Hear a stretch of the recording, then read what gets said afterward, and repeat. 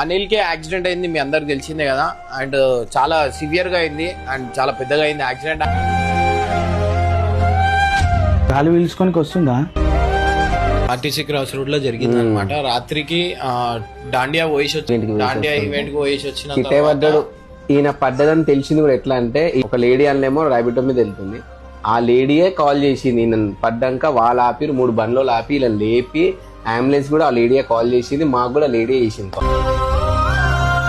బండి కూడా ఎక్కువ స్పీడ్ లేడైనా నాకు తెలిసి 20-30 మధ్యలో ఉంటుంది. మ్యాట్ ఉంటది కదా యాక్టివ్, అదేదో ఫోల్డ్ చేసి పడి ఉందంట.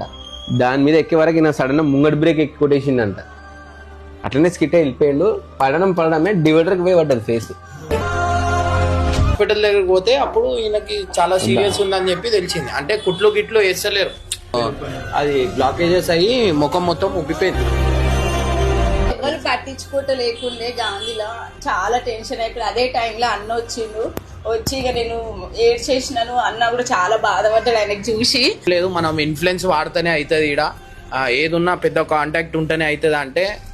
సో మా హర్షకు ఫోన్ చేసిన. హర్ష ఏమో అటు సైడ్ నుంచి ప్రెజర్ చేసిండు, మళ్ళీ నేనేమో ఇక్కడ సైడ్ నుంచి ప్రెజర్ చేసిన.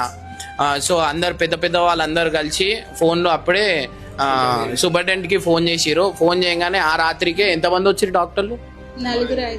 4 to 5 మెంబర్స్ రాత్రికి డాక్టర్లు వచ్చారు. ఎంబటే తీసుకొని అసలు బ్లాకేజ్ మొత్తం బ్లాక్ అయిపోయింది. మాట్లాడి ఇక డాక్టర్లతో అంతా మాట్లాడి ఎంబడి ట్రీట్మెంట్ అయ్యేటట్టు ఎంబడి చేయించిండు. అందరు డాక్టర్లు అదే నైట్ అన్న చెప్పేసి పోయి మాట్లాడే వరకు అదే నైట్ వచ్చి అందరు చెక్ చేసి అప్పటికప్పుడే ట్రీట్మెంట్ స్టార్ట్ చేసి బయట వాళ్ళు వచ్చి మళ్ళీ ట్రీట్మెంట్ అవన్నీ వేసి మార్నింగ్ మొత్తుకురు అనమాట. అంటే మీరు ఎందుకు పెద్దవాళ్ళకి ఫోన్ చేసిరు? ఏం కాలే, కొడుకుకి యాక్సిడెంట్ అయిందా ఏమైనా అసలు నేను గాంధీకి పోయినప్పుడు ముఖం అంతా రక్తం, చేతులన్నీ రక్తం. అసలు నేను నమ్మలేకపోయినా. నాకు ఆయన దగ్గర కూడా పోలేదు నేను భయానికి.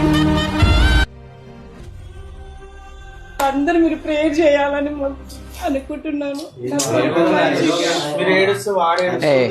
కచ్చిపి తగ్గిపోతుంది, ఏం కాదు.